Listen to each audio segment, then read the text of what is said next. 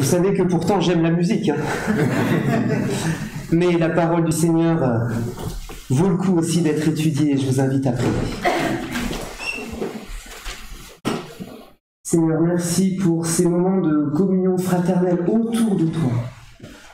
Parce qu'effectivement, c'est toi à qui l'honneur, à qui la louange, à qui l'adoration sont dues, parce que tu en es le seul digne. Et nous te remercions d'être venu à nous et de nous avoir laissé ta parole pour nous permettre d'encore mieux te connaître. C'est vrai que ta création nous parle de ta grandeur, de ta puissance, de ton intelligence. Mais ta parole nous parle de ta justice, de ton amour, de ta grâce. Et merci de nous l'avoir laissé. Je te prie de diriger ces moments et de bénir aussi les enfants qui vont la recevoir, que tu sois avec celles qui vont les enseigner, et que ta parole soit présente dans nos cœurs au quotidien et que nos vies te glorifient. Au nom de Jésus. Amen. Alors je vous invite à ouvrir vos Bibles dans le livre de Jérémie au chapitre 22. C'est là que nous en étions restés. Toutefois, avant de démarrer la lecture, j'aimerais apporter une précision sur une erreur que j'ai faite lors de la dernière prédication. Je suis sûr que vous l'avez tous remarqué et que ça vous a travaillé depuis le 4 juillet dernier. Alors, je répète souvent à mes élèves que l'erreur fait partie de l'apprentissage. Eh bien, je suis encore en apprentissage et de toute façon, avec le Seigneur, on est tout le temps en apprentissage. Alors, quelle est cette erreur? Je vous avais dit que le chapitre 22 de Jérémie s'adressait au roi Sédécias et que ça faisait suite au chapitre 21 qui effectivement était adressé au roi Sédécias. Effectivement, au début du chapitre 21, là je vais avoir besoin de mon frère à la technique pour faire apparaître le texte de Jérémie 21, merci. Il était dit que Jérémie répondit, vous direz à Sédécias, ainsi parle l'Éternel, le Dieu d'Israël. Donc là, le destinataire était très clair, c'était le roi Sédécias. Mais au chapitre 22, c'est un peu plus flou, puisqu'il est dit « Ainsi parle l'Éternel, descends dans la maison du roi de Juda et là, prononce cette parole. » Il est juste dit « le roi de Juda ». Et de quel roi de Juda s'agit-il? Et dans la mesure où au chapitre 22 qu'on avait commencé à lire, il est question des 3 rois qui ont précédé le roi Sédécias, il m'avait semblé assez naturel de penser que c'était à nouveau adressé au roi Sédécias. Mais en ayant approfondi cette prophétie pour la prédication d'aujourd'hui, je me suis rendu compte que c'était vraiment vraisemblablement pas au roi Sédécias que cette prophétie était adressée. En tout cas, pas directement, ce n'est pas à Sédécias que Jérémie a parlé dans ce chapitre 22. Alors bien sûr, Sédécias est concerné comme nous tous, puisqu'on peut encore étudier ce chapitre aujourd'hui, mais le roi en question, ce n'est probablement pas Sédécias. Alors voici pourquoi. J'aimerais quand même juste préciser que le destinataire, ça ne change pas grand-chose à ce qu'on avait pu dire la dernière fois, puisque de toute façon, on avait en plus souligné le fait au verset 2 du chapitre 22 que le message était universel. Il ne s'adressait pas que au roi de Juda, mais encore à ses serviteurs. C'est ce qui est écrit. Tu diras, écoute la parole de l'Éternel, roi de Juda, qui est assis sur le trône de David, toi, tes serviteurs et ton peuple qui entraient par ses portes. Tout le monde était concerné. Donc Sédécias l'était aussi, nous le sommes aussi, mais on va quand même tirer les leçons de cette imprécision qui était la mienne la dernière fois, parce que j'aimerais vous faire profiter de la leçon que j'ai pu tirer de cette erreur. Alors la première, c'est qu'il faut être particulièrement vigilant lorsque on étudie un passage, il faut être vigilant sur le contexte. Baptiste ne cesse pas de nous le rappeler à chaque fois. Il nous rappelle toujours le contexte et il a raison. C'est essentiel pour ne pas faire de fausses interprétations.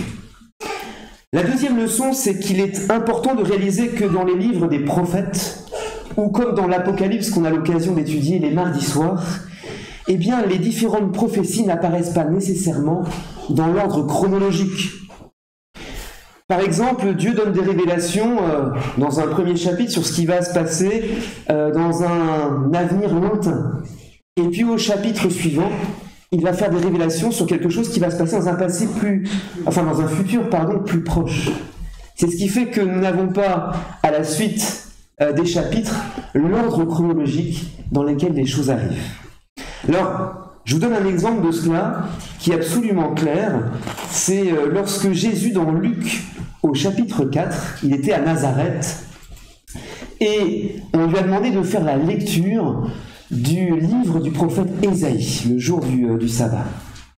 Et donc, on a remis à Jésus le livre du prophète Ésaïe, il ouvrit le livre et il trouva le passage où il était écrit « L'Esprit du Seigneur est sur moi, parce qu'il m'a oint pour guérir ceux qui ont le cœur brisé, pour annoncer la bonne nouvelle aux pauvres.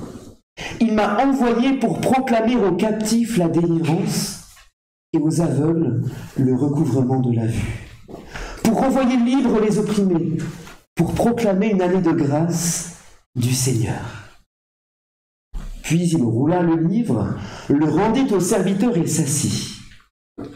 Les yeux de tous dans la synagogue étaient fixés sur lui. Alors il se mit à leur dire « Aujourd'hui, cette parole de l'Écriture que vous venez d'entendre est accomplie. » Alors si on regarde le détail du texte d'Ésaïe 61, d'où est tirée cette prophétie que Jésus a lue, on voit que Jésus a volontairement, délibérément arrêté sa lecture au milieu du verset 2 d'Ésaïe 61. Parce que dans Ésaïe 61, il est dit pour proclamer une année de grâce de la part de l'Éternel et un jour de vengeance de notre Dieu. Ce qui est en rouge à l'écran, Jésus ne l'a pas lu, parce que ça ne concernait pas sa première venue. Il était venu pour apporter cette bonne nouvelle du salut. Mais la partie jugement, ça c'était pour sa seconde venue.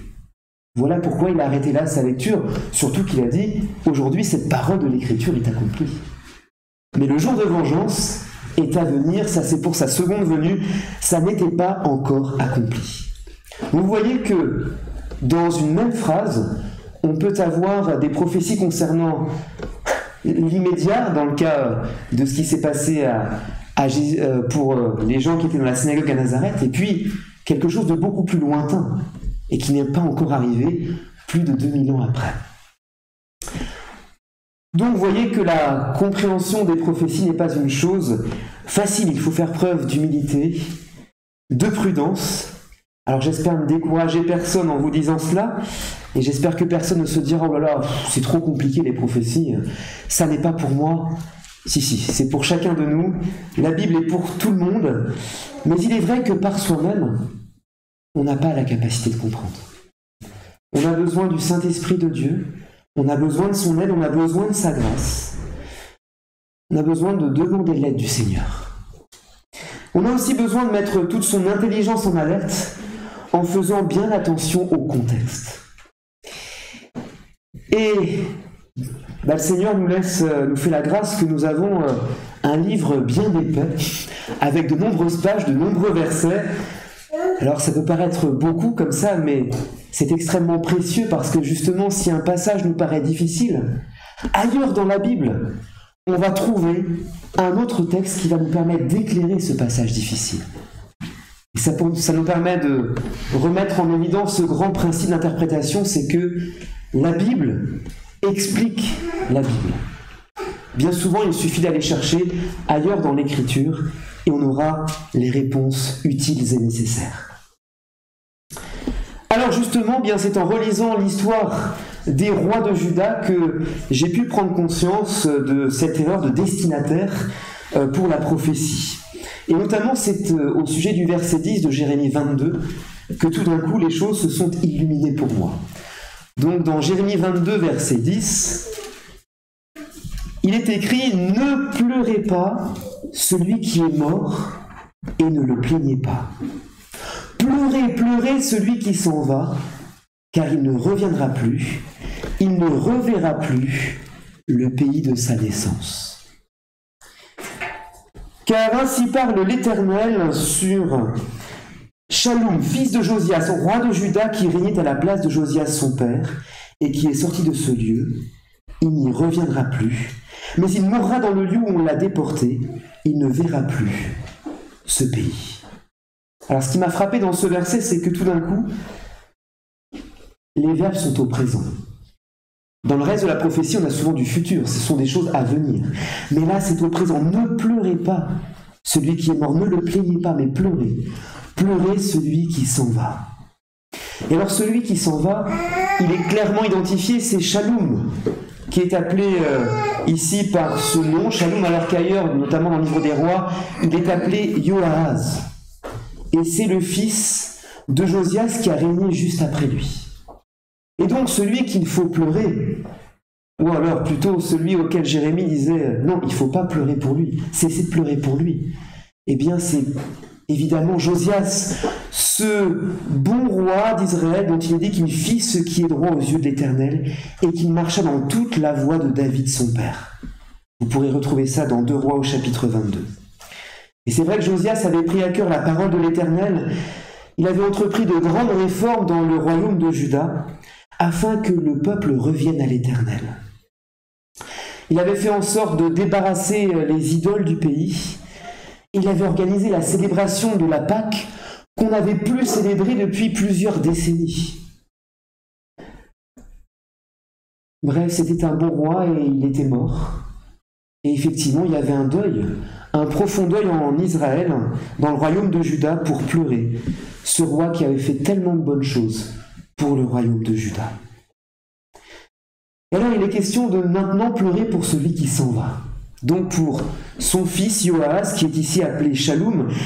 Et l'histoire que l'on lit dans 2 Rois 23 nous raconte que le pharaon Nécho, qui avait lui-même tué le roi Josias, eh bien refait une campagne contre le royaume de Juda et qu'il a capturé le roi Yoahaz, le roi Shallum, et qu'il a été donc déporté en Égypte. Et voilà pourquoi Jérémie dit maintenant pleurez, pleurez celui qui s'en va, qui ne reviendra plus. Et effectivement, le roi Shallum est décédé en Égypte. Il n'a jamais revu le territoire de Juda. Alors maintenant, tout s'éclaire. La prophétie s'adresse au roi qui a succédé à Shallum, qui est un autre fils du roi Josias, et c'est le roi Jéhoïakim, qui est d'ailleurs l'objet de la prophétie. Son nom est cité au verset 18. Il est dit « C'est pourquoi ainsi parle l'Éternel sur Jéhoïakim, fils de Josias, roi de Juda ». Donc vraisemblablement, Jérémie s'adresse là à Jéhoïakim au tout début de son règne, et donc il ne s'adresse pas à Sédécias, qui viendra quelques années plus tard. Alors, maintenant que nous avons le contexte et que les choses sont plus claires, nous pouvons lire les 19 premiers versets de ce chapitre 22. Il est donc écrit « Ainsi parle l'Éternel. Descends dans la maison du roi de Juda et là prononce cette parole. Tu diras, écoute la parole de l'Éternel, roi de Juda, qui est assis sur le trône de David, toi, tes serviteurs et ton peuple qui entrez par ses portes. Ainsi parle l'Éternel. Pratiquez le droit et la justice. Délivrez des mains de l'oppresseur celui qui est exploité. Ne maltraitez pas l'immigrant, l'orphelin et la veuve. N'usez pas de violence et ne répandez pas de sang innocent dans ce lieu. Car si vraiment vous agissez selon cette parole, les rois assis sur le trône de David entreront par les portes de cette maison, montés sur des chars et sur des chevaux, eux, leurs serviteurs et leur peuple. Mais si vous n'écoutez pas ces paroles, je le jure par moi-même, oracle de l'Éternel, cette maison deviendra une ruine. Car ainsi parle l'Éternel sur la maison du roi de Juda. Tu es pour moi comme Galade, comme le sommet du Liban. Mais certes, je ferai de toi un désert, une ville sans habitants. Je désigne contre toi des destructeurs, chacun avec ses armes. Ils couperont tes plus beaux cèdres et les feront tomber dans le feu. Des nations nombreuses passeront près de cette ville et se diront l'une à l'autre, « Pourquoi l'Éternel a-t-il ainsi traité cette grande ville ?» Et l'on répondra, « Parce qu'ils ont abandonné l'alliance de l'Éternel leur Dieu, parce qu'ils se sont prosternés devant d'autres dieux et leur ont rendu un culte. » Ne pleurez pas celui qui est mort et ne le plaignez pas. Pleurez, pleurez celui qui s'en va, car il ne reviendra plus. Il ne reverra plus le pays de sa naissance. Car ainsi parle l'Éternel sur Shallum, fils de Josias, roi de Juda, qui régnait à la place de Josias son père, et qui est sorti de ce lieu. Il n'y reviendra plus, mais il mourra dans le lieu où on l'a déporté, et il ne verra plus ce pays. Malheur à celui qui bâtit sa maison en dépit de la justice, et ses chambres hautes en dépit du droit, qui fait travailler son prochain pour rien, sans lui donner son salaire, qui dit « Je me bâtirai une maison de vaste dimension et des chambres spacieuses », et qui s'y fait percer des fenêtres, la lambrisse de cèdre et l'enduit de couleur rouge. Est-ce que tu règnes parce que tu as de la passion pour le cèdre? Ton père ne mangeait-il pas? Ne buvait-il pas? Mais il pratiquait le droit et la justice, de la sorte tout allait bien pour lui. Il jugeait la cause du malheureux et du pauvre, de la sorte tout allait bien pour lui. N'est-ce pas là me connaître, oracle de l'Éternel? Mais tu n'as des yeux et un cœur que pour ton intérêt, pour répandre le sang de l'innocent et pour exercer une oppression écrasante, pardon. C'est pourquoi ainsi parle l'Éternel sur Jéhoïakim, fils de Josias, roi de Juda. On ne lui fera pas de funérailles en disant « Hélas mon frère, hélas mes sœurs ». On ne lui fera pas de funérailles en disant « Hélas Seigneur, hélas sa majesté ». Il aura la sépulture d'un âne, il sera traîné et jeté hors des portes de Jérusalem. Alors il y a beaucoup de choses dans ce passage, et encore on n'a pas lu l'ensemble du chapitre 22, mais j'aimerais qu'on s'arrête ce matin particulièrement sur ce qui est dit à partir du verset 13. Lorsque Jéhoïakim est visé de façon très précise. Parce que Dieu s'adresse là à la deuxième personne du singulier, il emploie le « tu ». Donc ça s'adresse personnellement au roi Jéhoïakim. Auparavant, Dieu, par la bouche du prophète Jérémie, employait la deuxième personne du pluriel, le « vous ». Donc c'était adressé de façon plus générale, bien sûr à Jéhoïakim, mais aussi à ses serviteurs et à tout le peuple. Mais à partir du verset 13, il y a des paroles spéciales pour le roi Jéhoïakim. Alors, qu'est-ce qu'il y a comme parole qui lui soit adressée? Eh bien, on voit une dénonciation de l'enrichissement injuste du roi Jéhoïakim. On voit qu'il est écrit « Malheur à celui qui bâtit sa maison en dépit de la justice et ses chambres hautes en dépit du droit. » On voit aussi qu'il est dénoncé le fait de ne pas verser un salaire correct, un salaire décent à ses employés, voire aucun salaire. Il est dit « Malheur à celui qui fait travailler son prochain pour rien sans lui donner son salaire. » On voit encore qu'est dénoncé l'égocentrisme du roi, le fait que sa seule préoccupation soit son plaisir et son bien-être personnel. La question lui est posée, mais est-ce que tu règnes parce que tu as de la passion pour le cèdre? Il faut voir là donc un bois précieux, il se faisait bâtir une belle et riche maison. Et au verset 17, c'est encore plus clair, il est dit, mais tu n'as des yeux et un cœur que pour ton intérêt.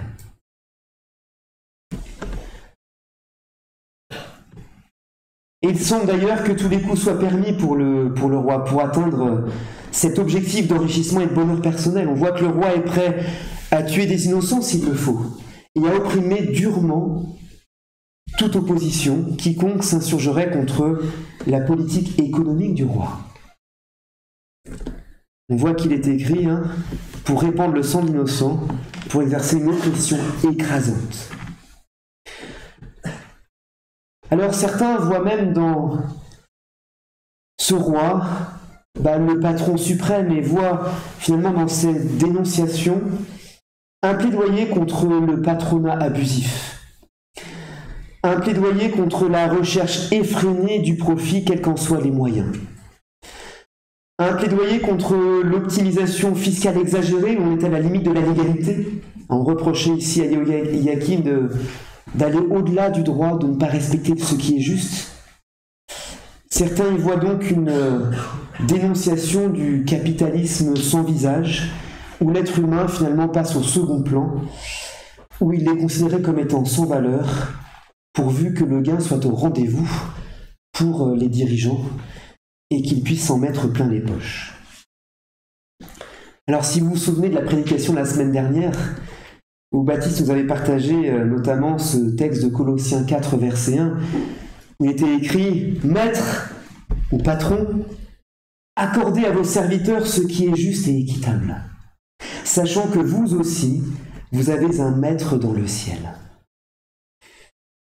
On en est loin de cette équité, de cette justice qui était prônée pour les maîtres, pour les dirigeants, pour les patrons. On en est très loin avec le roi Jéhoïakim. Mais alors, est-ce vraiment le système politico-économique qui est dénoncé ? J'aimerais noter qu'une comparaison est faite avec le père du roi Jéhoïakim, avec Josias, qui était un bon roi. On voit au verset 15 cette question qui est posée à Jéhoïakim en lui disant « Mais ton père ne mangeait-il pas, ne buvait-il pas ?» Mais il pratiquait le droit et la justice. Il jugeait la cause du malheureux, et de la sorte tout allait bien pour lui. Il y a cette question qui est posée à Jéhoïakim et qui nous est posée à tous, mais n'est-ce pas là me connaître ? Donc tout allait bien pour Josias. Il mangeait sans problème, il avait une situation tout à fait enviable, mais ce qui ne l'empêchait pas de prendre soin du faible, du malheureux, de faire justice, de faire attention à chacun dans son pays.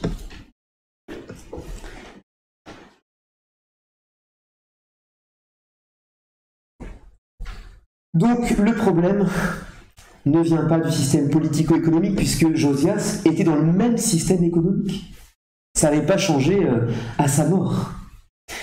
Et on peut s'apercevoir de toute façon que quel que soit le système politico-économique, il y a toujours des inefficiences assez profondes. Aujourd'hui, le capitalisme orienté vers le seul profit, la mondialisation et ses dérives sont sous le feu des critiques. Mais est-ce que les économies de type socialiste n'ont pas eu des travers également ? On pourrait longuement parler du communisme stalinien ou du régime chinois actuel. Il y a aussi des errements. Dans tous les systèmes, il y en a. Alors aujourd'hui, on entend encore qu'il faudrait désormais complètement changer de paradigme économique, qu'avec l'épidémie de Covid-19 et les enjeux environnementaux sur le réchauffement climatique, eh bien l'ancienne économie, l'ancien système a vécu et qu'il faut passer à autre chose. Un changement radical s'impose. Mais alors devant ces problématiques qui sont au cœur de nos problèmes de société actuels et qui seront peut-être la clé des prochaines élections présidentielles, eh bien, je trouve intéressant d'examiner les systèmes ou le système politico-économique que la Bible préconise. Et c'est de ça que j'aimerais parler maintenant. On va faire un survol rapide, parce que la Bible parle d'économie. Et c'est normal parce que c'est un élément clé de la vie de tout un chacun. Alors commençons par ce qui est le système économique de l'Ancien Testament. Dans l'Ancien Testament, on voit que la règle, c'est la propriété privée. Chacun a reçu en héritage une terre. Il y a eu le partage du pays de Canaan entre les différentes tribus et entre chaque personne dans les tribus, et chacun a son propre héritage. Dans Nombre 36, verset 7, on peut lire « Aucun héritage parmi les Israélites ne passera d'une tribu à une autre, mais les Israélites s'attacheront chacun à l'héritage de la tribu de ses pères. » Donc chacun a sa terre, c'est sa propriété privée, et il doit la conserver. Et même les rois n'avaient pas le droit de s'approprier le bien des gens du peuple. Et on voit ça dans Ézéchiel au chapitre 46, verset 18. Il est écrit « Le prince ne prendra rien de l'héritage du peuple. Il ne le dépouillera pas de ses possessions. Ce qu'il donnera en héritage à ses fils, il le prendra sur ce qu'il possède, afin que nul parmi mon peuple ne soit éloigné de sa possession. » Et j'ai mis en gras nos possessions parce que la propriété privée est essentielle dans le régime économique de l'Ancien Testament. À l'époque du roi Akab, il est relaté que Akab a voulu prendre possession de la vigne de son compatriote, la vigne de Naboth. Et c'est intéressant de voir la réponse que Naboth a donnée au roi Akab, qui voulait racheter sa possession. Nabal lui a dit, mais que l'Éternel me garde de te donner l'héritage de mes pères. Il avait osé dire au roi, s'opposer au roi, mais non, je ne te donnerai pas l'héritage que j'ai reçu. C'est normal, chacun a reçu son héritage, et même si tu es le roi, tu n'as pas à le prendre. C'est à moi, c'est à ma famille, c'est à mes enfants, ce n'est pas à toi, roi Akab. Donc, dans l'Ancien Testament, on voit que la propriété privée, c'est la règle économique. Petit ou grand, chacun dispose d'un capital qu'il a reçu en héritage. C'est son outil de production qui lui permet bien de vivre. Donc, on a affaire à une économie de type, on pourrait dire, capitaliste. Chacun a un capital qu'il va faire fructifier et dont il va se servir pour se nourrir. Toutefois, le caractère inaliénable de la terre reçue en héritage par chaque famille ou de chaque tribu, bien ça n'empêchait pas l'activité économique et le fait qu'on puisse se vendre des propriétés. Mais cette activité économique était vraiment très encadrée. Par exemple, on voit dans Lévitique 25, verset 23, que la terre ne se vendra pas à titre définitif. On voit encore que lorsqu'il y avait le jubilé tous les 50 ans, la terre devait revenir à son propriétaire initial. Voilà pourquoi elle n'était pas vendue à titre définitif. Dans cette année de jubilé, chacun de vous retournera dans sa propriété. D'ailleurs, ce n'était pas réellement la terre qui était vendue, mais plutôt, on pourrait dire, l'usufruit de la terre. C'est comme ça qu'on le dirait aujourd'hui. En fait, chacun restait le nu propriétaire de sa terre, mais on pouvait en vendre l'usufruit. Quelqu'un d'autre pouvait venir l'utiliser pour semer, récolter, puis vendre les récoltes. Et c'est ce qu'on voit dans Lévitique 25 au verset 15 et 16. Il est écrit que tu achèteras de ton compatriote en comptant les années depuis le jubilé, et il te vendra en comptant les années de récolte. Plus il y aura d'années, plus tu élèveras le prix d'achat, et moins il y aura d'années, plus tu réduiras le prix d'achat, car c'est le nombre des récoltes qu'il te vend. Ce qu'on pourrait se dire, bien sûr, si vous achetez l'année juste avant le jubilé, vous n'allez pas payer la terre plein pot, parce que vous êtes sûr que l'année suivante, ça va revenir à son propriétaire initial. Donc on comptait en fonction des années de récolte qui allaient pouvoir apporter des revenus et qui donc servaient à estimer le prix de l'usufruit de la terre qu'on pouvait échanger. Donc on voit que ce système, il avait finalement pour vertu d'une part de limiter des trop grandes concentrations foncières, et d'autre part ça permettait à tout un chacun de repartir à zéro si on avait eu des soucis économiques, si on avait des dettes, qu'on avait dû vendre ses terres, et bien lors du jubilé on retrouvait sa terre, on retrouvait son outil de production et on pouvait repartir à zéro. On avait une deuxième chance pour repartir. On n'était pas condamné à être esclave, on pouvait recommencer. Et pour que la vie économique se déroule encore plus harmonieusement, il y avait d'autres consignes qui étaient données dans ce système capitaliste. Dans Lévitique 25, verset 14, il est écrit « Si vous faites une vente à votre compatriote, ou si vous achetez quelque chose de la main de votre compatriote, qu'aucun de vous ne fasse tort à son frère. » Il ne fallait pas faire tort à son frère. Donc il fallait qu'il y ait du respect de l'autre dans les transactions. Dans Lévitique 25, versets 17 et 18, il est écrit « Aucun de vous n'exploitera son compatriote, et tu craindras ton Dieu. Car je suis l'Éternel votre Dieu. Mettez mes prescriptions en pratique, observez mes ordonnances et mettez-les en pratique, et vous habiterez en sécurité dans le pays. » Donc il y avait cette consigne pour que ce système capitaliste fonctionne, et bien de ne pas exploiter son compatriote, et de craindre Dieu, d'avoir du respect pour Dieu. Il fallait avoir du respect pour son prochain, mais bien sûr du respect pour Dieu, respecter sa loi, obéir à la loi de l'Éternel.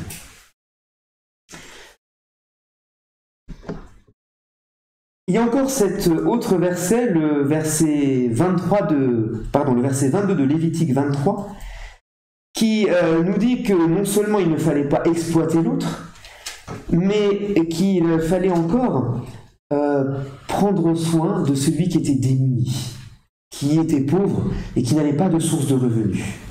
Il est écrit, quand vous ferez la moisson de votre terre, tu laisseras un coin de ton champ sans le moissonner, et tu ne ramasseras pas ce qui reste à glaner. Tu abandonneras cela aux malheureux et à l'immigrant. Je suis l'Éternel, votre Dieu. Donc on voit qu'il n'était pas préconisé la recherche du profit à tout prix. Il ne fallait pas chercher à récupérer le moindre euro de toutes les récoltes qu'on avait pu faire. Non, il fallait laisser une partie de son champ qu'on n'allait pas récolter, qu'on n'allait pas moissonner, afin que l'immigrant, afin que le pauvre puisse aller y travailler en ramassant ce qui restait, et ainsi pouvoir se nourrir. Donc la générosité, l'entraide devaient faire partie de ce système capitaliste préconisé dans l'Ancien Testament. Alors si on résume l'ensemble de ce système économique de l'Ancien Testament, donc on peut dire que bien, c'est un système qui est capitaliste, basé sur la propriété privée, qui est également basé sur le respect du prochain, mais aussi sur le respect de Dieu. On a dit qu'il fallait craindre Dieu, et donc le respect de la loi de l'Éternel. On a vu aussi que la générosité devait faire partie de ce système, donc on pourrait dire l'amour du prochain, prendre soin de l'autre, prendre l'autre en considération, quoi qu'il arrive. Donc voilà pour le système économique de l'Ancien Testament. Qu'en est-il maintenant du Nouveau Testament? Eh bien on voit que le système était absolument différent entre les premiers chrétiens, radicalement différent. Dans Acte 2, verset 45, on voit que ils vendaient leurs biens et leurs possessions, ils en partageaient le produit entre tous, selon les besoins de chacun. Dans Acte 4, verset 32, on voit encore que la multitude de ceux qui avaient cru n'était qu'un cœur et qu'une âme, et que nul ne disait que ses biens lui appartenaient en propre, mais tout était commun entre eux.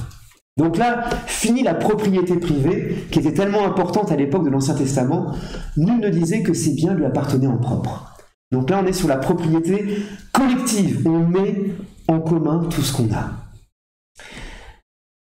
Et une des grandes vertus de ce système, bien, c'est de régler le problème de la pauvreté. Et c'est ainsi qu'il est dit qu'il n'y avait parmi eux aucun indigent. Tous ceux qui possédaient des champs ou des maisons les vendaient, apportaient le prix de ce qu'ils avaient vendu et déposaient aux pieds des apôtres, et on faisait les distributions à chacun, selon qui en avait besoin. Donc on a une économie de type socialiste, ce n'est pas du tout un système capitaliste comme dans l'Ancien Testament, où tout est mis en commun.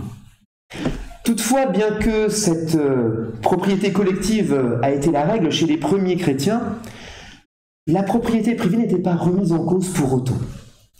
Ni les apôtres, ni Jésus n'ont forcé à la redistribution, à la collectivisation, elle n'était pas obligée.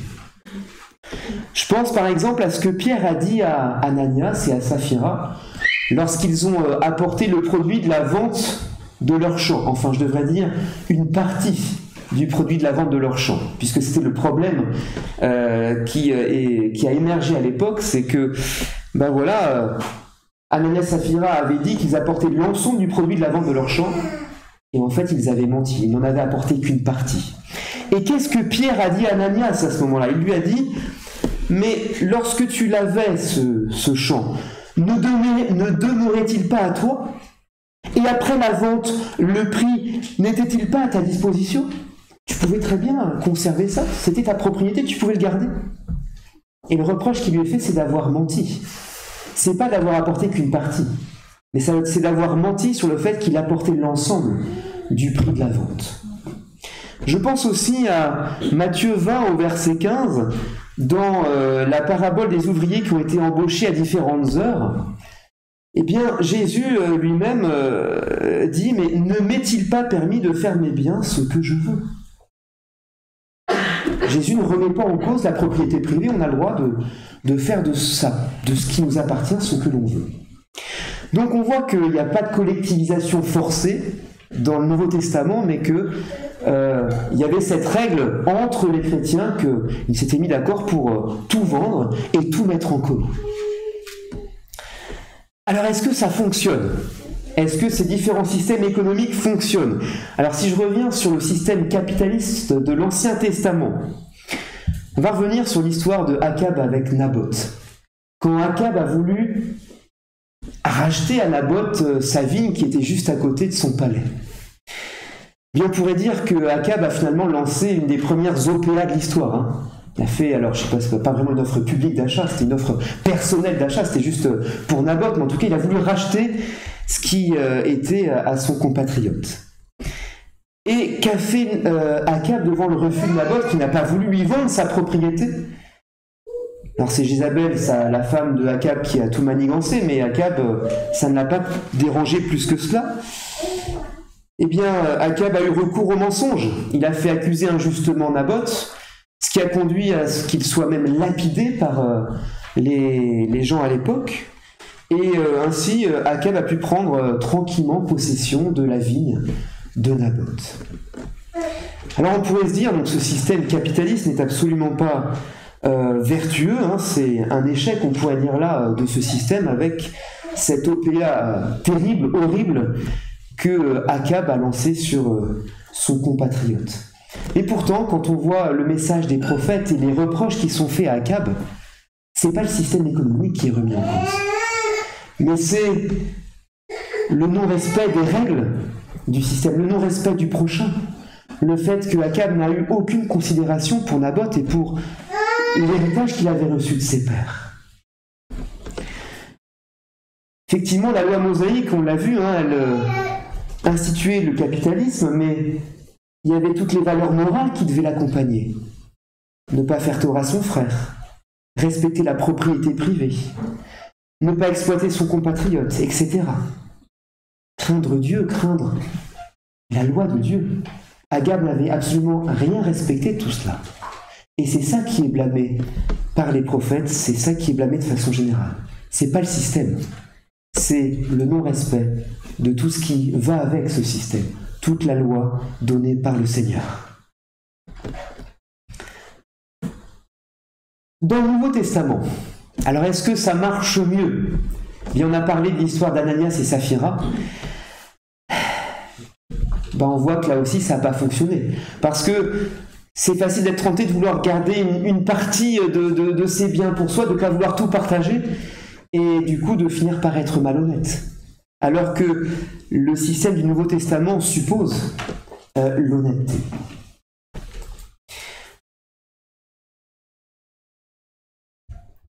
Et puis, il y a autre chose que je n'ai pas mentionné, alors je suis peut-être passé un petit peu vite sur le résumé du système du Nouveau Testament.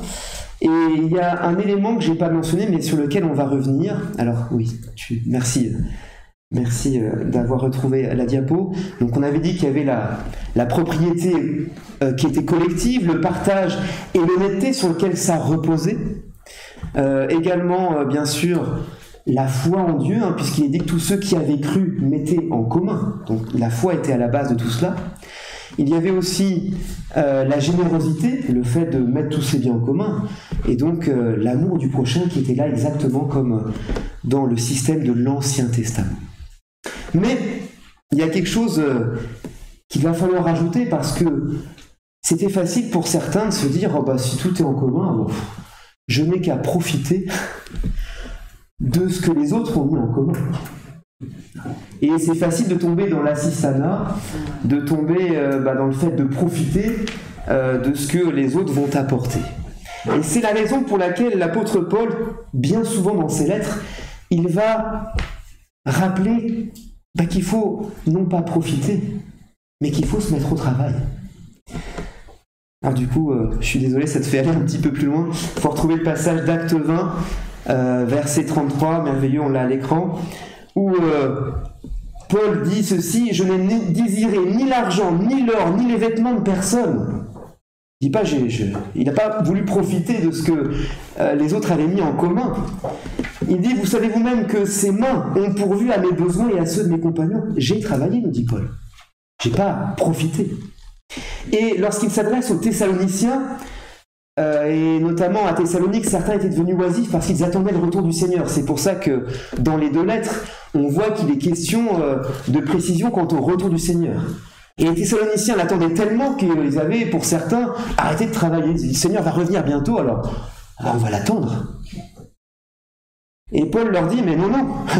Il leur explique dans 2 Thessaloniciens 3, versets 8 et 9, « Nous n'avons mangé gratuitement le pain de personne, mais dans le labeur et dans la peine, nous avons travaillé nuit et jour pour n'être à charge à aucun de vous. Ce n'est pas que nous en ayons le droit, mais nous avons voulu vous donner en nous-mêmes un modèle à imiter. » Il n'était pas question de s'arrêter de travailler. Mais au contraire, il parle de labeur, de peine. Donc, il continue à travailler durement. C'est pas parce qu'on met les choses en commun qu'on peut se dire, oh, bah, c'est bon, j'ai plus qu'à profiter du système. Vous voyez que pour que ça marche, ce système du Nouveau Testament, eh ben, il faut rajouter à la liste la valeur travail. Et on imagine bien qu'un système à économie socialiste où chacun cherche à profiter de la communauté sans y contribuer activement, eh ben, ça ne peut pas fonctionner bien longtemps. Alors si on compare les deux systèmes, vous voyez finalement que la seule différence, eh bien, c'est peut-être la première ligne. Dans un cas, il y a la propriété privée, dans l'autre cas, la propriété collective. Mais finalement, pour le reste, pour que ça marche dans les deux cas, il faut tous ces éléments de respect de l'autre, de respect de Dieu, de générosité, d'honnêteté, d'amour du prochain. Et s'il n'y a pas ça, ça ne fonctionne pas. On voit donc que les deux systèmes, finalement, ils sont vertueux en soi. Il n'y en a pas un qui est mieux que l'autre. La Bible parle des deux. Les deux ont été finalement proposés. Mais pour que ça fonctionne, il ne faut pas oublier la crainte de Dieu. Il ne faut pas oublier de respecter son prochain.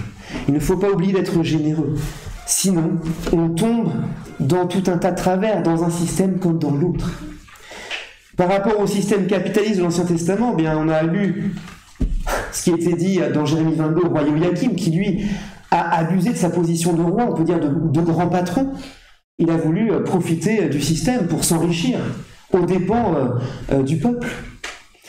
Je pense aussi à ce qui est dit dans Amos au chapitre 8, verset 4, où il est dit « Mais écoutez ceci, vous qui engloutissez le pauvre et qui supprimez les malheureux du pays. Vous dites « Quand la nouvelle lune sera-t-elle passée, afin que nous vendions nos denrées? Quand finira le sabbat, afin que nous ouvrions les greniers? Nous diminuerons la mesure, nous augmenterons le prix, nous falsifierons les balances pour tromper, nous achèterons les indigents pour de l'argent, le pauvre pour une paire de sandales, et nous vendrons le déchet du blé. » Ça ressemble à aujourd'hui, hein, la recherche du profit à tout prix, on est prêt à vendre n'importe quoi. C'est pas nouveau, hein. On a l'impression que c'est nouveau, qu'il faut changer de système économique, mais c'est dans le prophète Amos qu'on dit ça. Rien de nouveau sous le soleil. Alors d'un autre côté, une économie de type socialiste qui négligerait la foi en Dieu et la valeur travail, eh bien elle est promise à encourager une société de profiteurs et à décliner rapidement, que ce soit au niveau économique ou au niveau moral. Donc, est-ce que c'est le système économique qu'il faut changer? Je pense que vous avez compris. On peut proposer le meilleur système économique. Si le cœur de l'homme n'est pas changé, ça ne fonctionnera pas. Le problème, c'est pas la politique, c'est pas l'économie, c'est le cœur de l'homme. Donc, ne nous trompons pas de combat. Et je vous propose de relire le début de ce chapitre 22 de Jérémie. Puisque qu'est-ce qui est dit au verset 2? « Ainsi parle l'Éternel, descends dans la maison du roi de Juda, et là prononce cette parole, et tu diras, écoute la parole de l'Éternel, écoute la loi de Dieu. » Mais il ne dit pas seulement écoute. Au verset 3, il est dit, mais pratiquez le droit et la justice. C'est bien d'écouter, mais encore faut-il mettre en pratique. Pratiquez le droit et la justice. Délivrez des mains de l'oppresseur celui qui est exploité. On a parlé de ne pas exploiter son compatriote. Ne maltraitez pas l'immigrant, l'orphelin, la veuve. Ne pas maltraiter son salarié, son employé. Ne répandez pas le sang innocent dans ce lieu, etc. Prendre soin de l'autre. Voilà tout ce qui va permettre au système de fonctionner. Donc, ne nous trompons pas de combat. Il est vain de s'élever contre le capitalisme, contre le socialisme, contre le communisme ou que sais-je encore. D'ailleurs, c'est pas dans l'Église qu'on est là pour faire des recommandations politiques, c'est écrit dans nos statuts, c'est très bien. On n'est pas là pour ça, mais c'est pas le combat qu'on doit mener. le vrai combat, c'est de s'attacher à l'Éternel. Et peut-être, si ça peut nous aider pour les prochaines élections à venir, eh bien, c'est peut-être de rechercher dans les candidats ou les programmes politiques ou économiques qui sont proposés, eh bien, quel est celui qui correspond le plus à la loi de Dieu? Quel est celui qui prend le plus soin du prochain, qui prend en compte les employés, les salariés comme il faut? Quel est celui qui va respecter les lois morales de Dieu? Le type de système finalement importe peu, n'importe lequel peut marcher, à condition que le cœur de l'homme soit tourné vers le Seigneur et respecte le Seigneur, l'Éternel. Donc, prions plutôt que de revendiquer. Prions pour les responsables politiques, économiques, pour nos patrons, pour nos dirigeants, pour nos chefs. Prions pour eux pour qu'ils connaissent le Seigneur. Et je terminerai juste par ce que justement Dieu disait par la bouche du prophète Jérémie au roi Joachim, quand il lui disait « Mais prends exemple sur ton père ». Lui, il vivait bien et pourtant il prenait soin du malheureux, il faisait attention aux pauvres. Et il disait « Mais n'est-ce pas là me connaître ?» Ce qui est important, c'est de connaître Dieu. C'est de s'attacher à lui. Le reste, ça va marcher tout seul quand on respecte Dieu et son prochain. Le système, quel qu'il soit, ça va fonctionner. Donc, prions pour les responsables politiques, pour nos patrons, nos chefs, et le Seigneur peut faire des miracles. On va prier. Seigneur, encore merci pour ta parole, parce qu'elle est bienfaisante pour nous conduire, pour nous apprendre ce qui est utile, ce qui est nécessaire. Et nous voulons ensemble, Seigneur, te prier ce matin pour notre président, pour notre Premier ministre, pour tout le gouvernement, pour tous ceux qui ont des responsabilités politiques, afin que tu leur donnes de te chercher. Nous prions aussi pour tous ceux qui sont dans la hiérarchie de nos entreprises au-dessus de nous et que tu les conduises aussi pour qu'ils te recherchent, qu'ils aient de la considération pour toi, parce que s'ils ont de la considération pour toi, ils en auront pour ceux qui sont en dessous d'eux, pour les salariés, pour tout le peuple.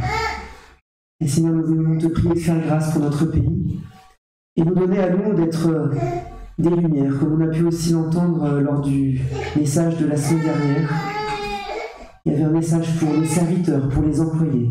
Aide-nous à travailler avec douceur, avec amour, à faire toutes choses comme pour toi, parce que c'est toi le Maître suprême. Seigneur, aide-nous à rendre de toi un bon témoignage et à ce que, par ce témoignage, beaucoup viennent à toi. Au nom de Jésus le Messie. Amen.